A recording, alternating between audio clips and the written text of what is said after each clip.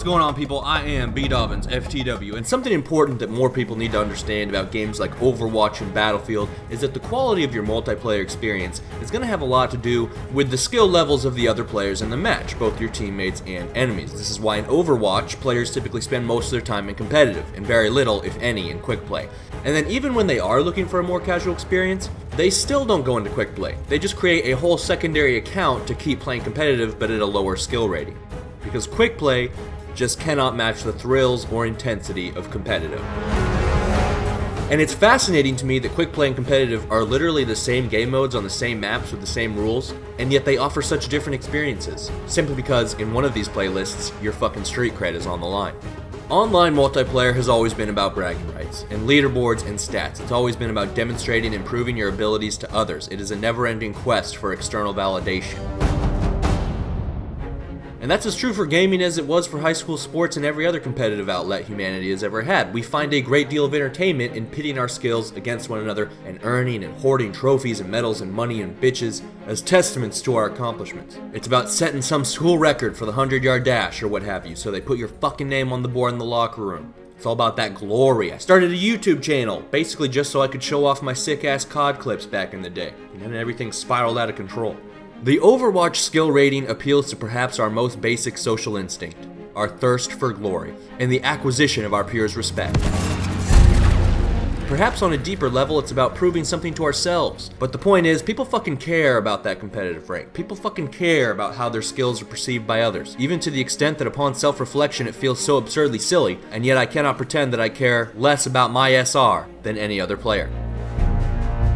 And so the reason Overwatch competitive plays so differently from quick play is that people care a lot more about winning, so they try a lot harder. They pay attention to their mistakes. When a strategy or a team comp isn't working, they change it as soon as possible. And perhaps most importantly, players make a point of communicating with one another because everyone recognizes early on that coordinating your attacks and comboing your ults and staying grouped up are the most important factors for getting that W. In Overwatch, you can solo queue, and when you join a match with 5 other randoms on your team, most of them will be in game chat, and they'll start communicating right away and planning out team comps and shit. And if you're not in game chat, they'll fucking send you messages telling to get your ass in game chat, and half the time, they'll report you for unsportsmanlike conduct if you don't join team chat. I know, because I like to listen to music while I play games sometimes, and that really upsets people when I'm not in game chat, and they fucking report the shit out of me to the point I get on to avoid me, even though I didn't really fucking do anything, except listen to my goddamn music, mind my own business. Holy shit, chill out. People take comp very seriously, but the benefit to that is that you experience the game in its most potent and entertaining form. When 6 competent players come together and are comboing their abilities and ultimates, it really does feel like they become a single organism, a single unit. Like the shield walls of ancient times, like a Megazord. In a battle between 2 Megazords, between 2 fully grouped teams of competent Overwatch players where both sides have planned their team comp strategically and are utilizing the full extent of their capabilities and deploying those capabilities in tandem so as to increase their overall efficacy, is always going to be so much more entertaining than the sort of disorganized, carefree fights you see in quick play. So, for example, I wanted to show a short clip of the kind of fight that I think makes Overwatch so addicting. It's potato quality, because I had to use my console DVR because I'm a moron, but you'll get the idea. This is one of those super intense and thrilling fights where the whole time you don't know who's going to come out on top and everyone's making plays. It's like watching a really intense UFC fight or lightsaber battle, where one side makes a sick-ass play and the other side makes a sick-ass counterplay. It's like watching a fucking football game, and it looks like someone's about to get a kickoff return, but then they get decleated for a forced fumble. Now the other team is running in and about to score on their own kickoff, but then the guy has to lateral, and the lateral is intercepted, and then the other team actually does end up getting the kickoff return after all. And then imagine it's not just some once-in-a-lifetime type thing. You're seeing that kind of immaculate reception status play several times a match, and it's even better than just watching it because you're fucking playing. And you just don't really get to experience that kind of intense, thrilling, satisfying gameplay in quick play, where people aren't really communicating, and people are often comfortable running stupid-ass team comps with like 2 snipers or all offensive heroes, and people aren't grouping up or calling out ults or enemy positions. You don't really get to experience the game the way it's meant to be experienced. A lot of the content is like arguably inaccessible. You don't get to properly experience a character like Zenyatta when nobody's listening to your Discord callouts and people aren't bothering to stay grouped up and nobody gives a shit about your safety. And there are a whole lot of characters who aren't enjoyable at all if they don't have proper consistent healing. So it's just not as fun, and that's why motherfuckers would rather create Smurfs than play quick play. My basic point is, I really think that Battlefield suffers from these same deficiencies you see in Overwatch Quick Play. You aren't able to see other players' combat records in-game, so if you do really well or do really poorly, nobody gives a shit either way. And if nobody else gives a shit, you have a lot less incentive to give a shit yourself. As it stands, Battlefield's only incentive system really is the progression system, which has been criticized for being thin as it is. And once you get through it, what are you playing for? You have a really good match, but nobody's gonna bother to look you up online, unless you're already like a famous YouTuber or something. It's like if a tree falls in the woods and nobody sees or hears it, who gives a shit that it even fell, right? And this is why people complain about Battlefield not having enough unlocks. This is why they put progression systems in every game in the first place. Because I mean, why not just have all the content in any game, all the guns and shit available right from the start? It all adds to the game and makes it that much more fun, right? But if you actually did that and made all the weapons and attachments and whatever else accessible at once, people would get bored of the game that much quicker. Because people need to be incentivized. They have to feel like they are earning or working towards something. That's what makes the shit fun.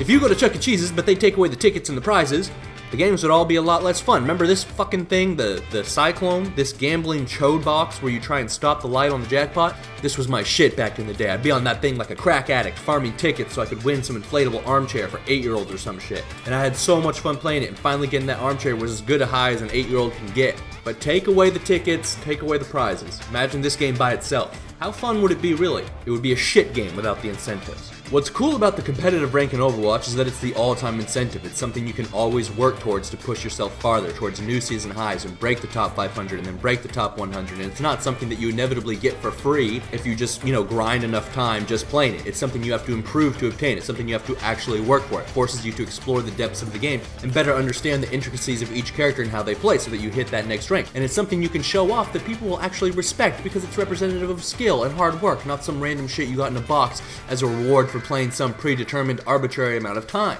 When your incentives aren't strong enough, when your game runs out of incentives to offer, the game's entertainment value diminishes. Winning a match of Overwatch competitive is a high. Winning in quick play is nothing. And so people treat Battlefield public matches the same way they treat Overwatch quick play, which is to say very casually. I've never solo queued in a Battlefield match and come upon 5 randoms in game chat coordinating squad comp and assault strategy. The typical Battlefield player you run into isn't treating the match with the same level of seriousness that you see in Overwatch competitive. And again, that's not surprising because they don't have any reason to. Everyone just kind of does their own thing in dead silence. And if you win, whatever. And if you lose, whatever. And the consequence is that Battlefield players in general are missing out on a whole lot of what the game really has to offer because the fundamentals of this game are actually quite similar to that of Overwatch. In fact, something I've told people trying to get better at Battlefield is apply the principles you picked up on in Overwatch. It's about grouping up and attacking points in unison. It's about comboing certain kinds of abilities and techs. It's about communication, and I cannot emphasize enough how important it is to have a strong, balanced squad comp. Both these games are more entertaining and rewarding when played as a team. It's like we're all Power Rangers and we have our own Zord, and our own Zord is pretty neat, but if we all come together, we get to play with the fucking Megazord, which is like the coolest toy in the game. But in order for anyone to access that Megazord status content, everyone has to be on the same page. I'm playing the Megazord in Overwatch comp every match, whereas in Battlefield, it is rarely so. And part of the problem is that team tactics in Battlefield are actually much more complex than in Overwatch, which is why I think Battlefield needs a competitive system even more than Overwatch does. For example, let's look at a standard squad composition. Fairly basic team strat in Battlefield. Imagine you're all communicating and attacking E flag on St. Quentin Scar. You run one scout class whose primary responsibility is, you guessed it, scouting, positioned at a distance with a good field of vision on the whole flag and its surroundings, throwing flares to spot enemies, and more importantly, spotting enemies through the scope, relaying positions over the mic to your teammates, actually on the flag. Yo, Tommy, you got 2 enemy medics in the building across from you. Be advised, 3 bad guys approaching from the south. Over, do you copy? The sniper's other most important role is to remain alive and thus serve as a sort of anchor that stays safe at a distance and keeps the squad spawn alive in the area should the rest of the squad die, or maybe some of them die and the others in combat and can't be spawned on. You run one support class who's kind of like the equivalent of the tank class in Battlefield, except instead of absorbing or blocking damage, you're suppressing it. This guy can also usually be positioned outside the flag but at a closer distance than the sniper, and this motherfucker lays down suppression fire on anyone who sticks their head up. The suppression mechanic in this game blurs their vision, messes with their weapon barrel sway. He may kill them, he may not, but the most important thing is he's restricting their movement and their ability to fight back. You run 2 assault classes. These are your DPS, right? They rush enemy positions, clear buildings with gas and shotguns, use explosives to destroy enemy positions and camping spots. And then you run one medic who's on the flag with assaults and supplements the DPS, but hangs back on the edges of the flag and plays it much safer so that the assaults can come back to him for health when they need, or so that he can revive them when they die. And so yes, obviously each class should be getting kills when they can, but that's not necessarily their primary primary responsibility, and even if in some cases it is, they should never neglect the other super important non-combat roles. It's a lot like Overwatch. The basic problem in Battlefield right now is that people don't give a shit about the class's roles. People's primary consideration is, what weapon do they want to use?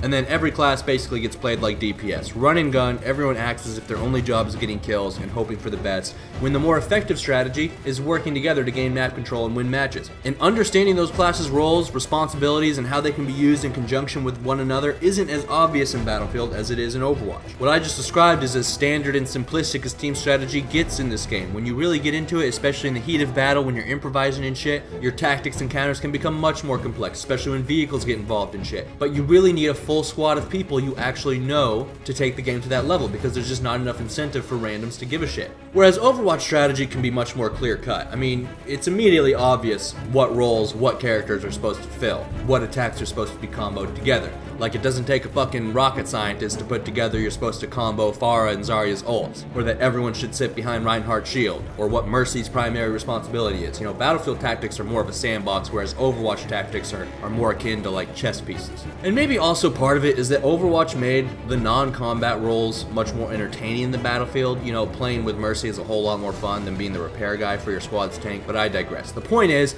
with Battlefield tactics as complex as they are, you need a competitive playlist because you need proper legitimate skill-based matchmaking, because just like in Overwatch, each class's proper role only works if the other classes are performing their proper roles as well. You need squad mates that are on the same page, that care as much as you do, that are as competent as you are.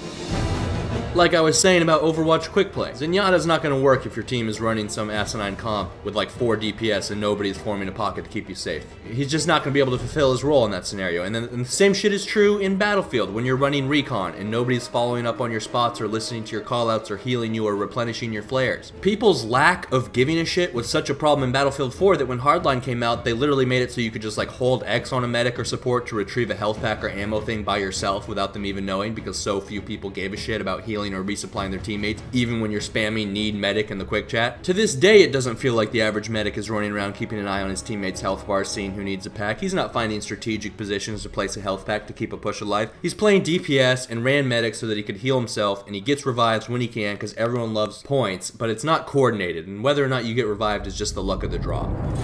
Right now in Battlefield, you have this tragic dynamic where everyone can get away with jacking off and treating every class like DPS because everyone else is doing the same thing. You know, it'd be like a soccer game where every player on both teams just ran in a straight line to the ball at all times. No forwards and centers, even the fucking goalie, just running in a straight line to the ball. No real strategy, just a clusterfuck of people randomly running into each other in matches that blur together and rarely feel memorable. And if one side gets their act together and plays properly, they will find success and shit on the enemies who are just treating every class like DPS. And I've done this. I've gotten together with full squads of badasses where we are tactical as fuck with callouts and specific ass positioning and real-time strategizing. We dominated and it was fun for like a day. Because when you're playing correctly and the other side is playing straight and competently, you run the enemy over and you get these lopsided ass matches where the enemy team is stuck on 2 flags for the whole match or worse in their own spawn. It's super obvious who's gonna win before the match is even halfway over, and then you spend like the next 15 minutes just wishing the enemy could vote to forfeit. Or it's on rush and you just run over each set of bombs in less than a minute and you barely break 10 kills before the match is over. And at a certain point you just start to feel silly for trying as hard as you are because it becomes apparent how super unnecessary it even is. And this is the other reason you need competitive skill-based matchmaking. Lopsided matches aren't as fun as competitive ones. The most entertaining Battlefield matches I've ever had are the ones that come down to single-digit tickets. That's what gives you the best highs. That's where you find the most intense epic battles. That clip I showed you of the intense Overwatch fight, that was only possible because both teams were trying really hard and, more importantly, knew what they were doing. And this isn't just true for Battlefield and Overwatch. This is true for most games and most skill-based competitions of any sort. Like a game of Rocket League is no fun playing a match when you're already up 5-0, so they literally put a forfeit option in that bitch. It's no fun dominating an enemy in Overwatch to the point that they don't even bother to leave their spawn because they're just waiting for the match to end. Best matches are when both sides are pushing each other to explore the game in every way possible. You know, it's about how mentally engaged you are with the content, how stimulated you are. In a close-ass match of Overwatch, it's like you forget real life exists. You are so in the moment and absorbed with what you are doing. Your brain is working on fucking overdrive, running through scenarios, solving problems, creatively predicting enemy movements, every available sense, scouring the game in sight and sound for any useful piece of information, not knowing who's gonna win and wanting to win so fucking bad that the satisfaction of every small success, be it a single kill or whatever, is put on steroids. I can get that kind of high in Overwatch competitive almost every match, but it is a much rarer thing in Battlefield, even though it fucking shouldn't be. In Battlefield, most of my matches I can run on autopilot. You know, I'll get in the heavy tank, push up, kill some shit. When I get damaged, I back up, activate smoke screen, spend 5 minutes repairing myself because no random will ever help me out with that, even when I beg on the mic and in quick chat. Eventually I die and I'm like, whatever, we're up by 200 points. I don't even really care who wins anyways because my combat record is already pimp shit and I just want to kill people mindlessly. I'll just get on the horsey, whoop-de-doo. And later on, there's no good squad spawn, so I'll squad hop around a bit, look for a good spawn point. Oh cool, this squad has guys on 3 separate flags even though they're supposed to be grouped up, but whatever, you know how much I love options. I'll just spawn on whoever's closest to the action so I can try to get kills faster. And I really think that's how everyone operates because it's hard to break out of that playstyle when nobody else bothers to. And competitive would fix that. Now I know the elephant in the room for a lot of people right now is Call of Duty, which tarnished the concept of skill-based matchmaking for many people, but it's important to remember that Call of Duty is a uniquely shitty kind of game and perhaps the only game one can think of in which competitive skill-based matchmaking made the game less, not more fun. This phenomenon has specific causes which I've explored in depth in a 20-minute commentary which I will link in the description. Generally, in games like Halo 2, Halo 3, Rocket League, League of Legends, Gears of War, and of course Overwatch, competitive rankings are like the most entertaining part of the game, dramatically increasing replay value and overall player satisfaction. And for those reasons, I feel strongly it would be wholly epic and sensible for DICE to implement a competitive playlist. But of course, the bitter reality is they won't, and this whole commentary was a waste of my time and yours. But of course, wasting time is why we're all on the internet in the first place. So mission accomplished. But at the very least, perhaps this video might stand as a coherent argument in favor of competitive playlists not only in Battlefield 1, but in online gaming in general, and especially those games with such depth and emphasis on team play as Battlefield and Overwatch. Thanks for watching. Please remember to rate. This is Batman signing out.